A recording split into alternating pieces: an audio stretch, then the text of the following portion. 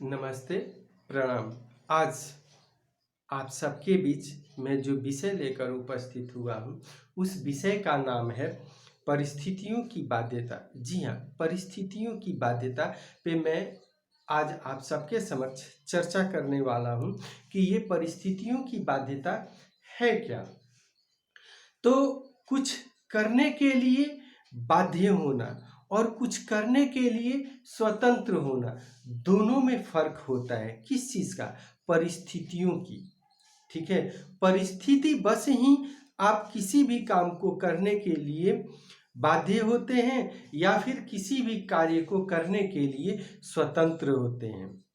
सृष्टि का ये एक ऐसा संकेत है जिसे दुनिया महसूस करती है पर परवाह नहीं करती। अपने जीवन में खुशियों का स्तर बढ़ाने के लिए इसी रहस्य को हमको, आपको, दुनिया, समाज सबको समझना चाहिए कि परिस्थितियों की बाध्यता है क्या।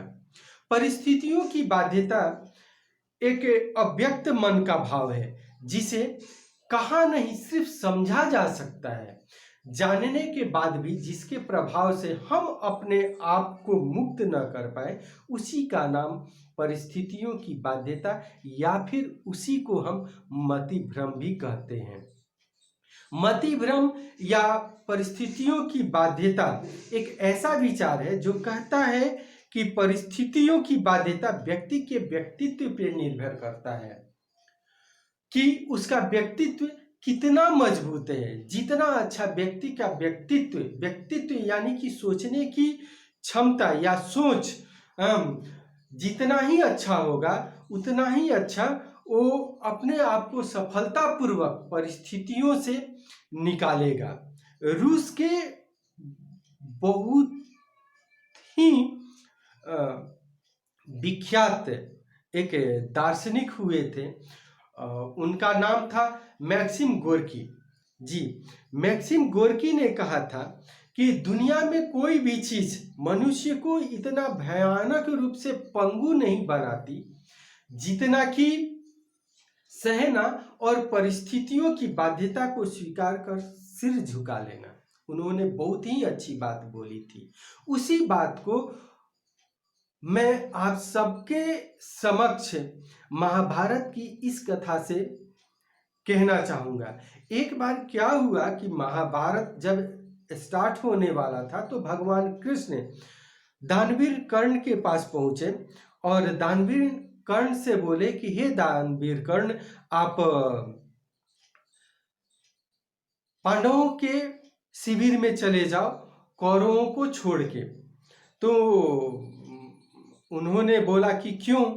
तो भगवान कृष्ण बोले कि जैसा कि आप जानते हो, आप युधिष्ठिर के बड़े भ्राता हो और युद्ध समाप्त हो जाएगा तो आप राजा बन जाओगे और उधर ही धर्म है, इधर तो आपका मित्र मारा जाएगा और इधर आप अधर्म का साथ दोगे तो मैं कुछ कह नहीं सकता कि आपके साथ भी क्या होगा। तो दानवीर कर्ण ने बोला कि हे प्रभु, जिसने मुझको पाला, ठीक है, और जिसने मुझको समाज में कुछ नाम दिया, बस मैं उसी के लिए जिंदा हूँ और उसको मैं नहीं छोड़ सकता हूँ। ये मेरी मजबूरी है या ये मेरी परिस्थिति है। ठीक है, तो यहाँ पे एक भावनात्मक परिस्थितियों के बंधन में बंधे थे दानवीर कर्ण। भगवान ने उनको समझाते हुए कहा कि हे कर्ण, आप इस बात को क्यों नहीं समझते हो कि मुझसे ज़्यादा आपको दुख नहीं हुआ है। हाँ, ये एक अलग बात है कि मैं भी जब जन्म लिया तो आप ही की तरह मुझे भी अपने मम्मी पापा को छोड़ना पड़ा, लेकिन जब मुझे अमृत पीना चाहिए था उस टाइम मुझे विष पान भी तो करना पड़ा। और भिन्न भिन्न तरह के लोगों ने भिन्न भिन्न बातें मेरे बारे में कही। तो क्या मैं धर्म को छोड़ दिया?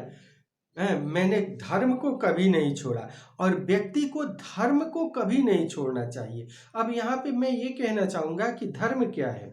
तो आप जिस परिस्थिति में, जिस काल में अपनी भूमिका निभा रहे हैं, उस भूमिका में आपको खोजना होता है कि आपका धर्म क्या है, इस टाइम इस काम में मेरा धर्म क्या है।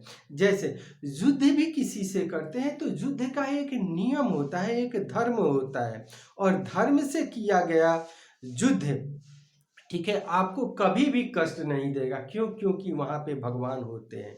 भगवान ने यही कर्ण को समझाया कि हे कर्ण, मैं तो हमेशा धर्म का पक्ष लिया, इसलिए मैं आपको कहना चाहूंगा कि आप युधिष्ठिर के पक्ष से युद्ध कीजिए या युधिष्ठिर के शिविर में चले जाइए।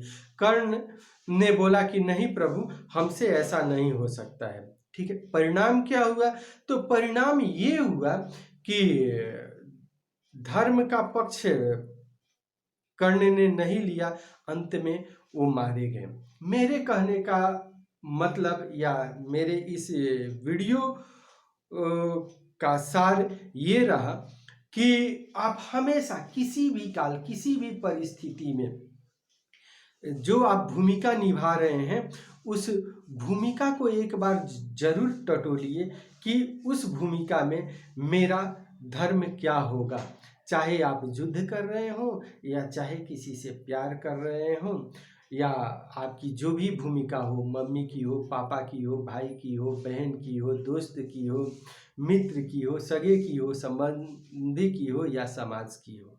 ठीक है, आप अपनी भूमिका उसमें तलाशिए कि आपकी भूमिका क्या है और आपका धर्म क्या होता है। बस इतना ही। नमस्ते।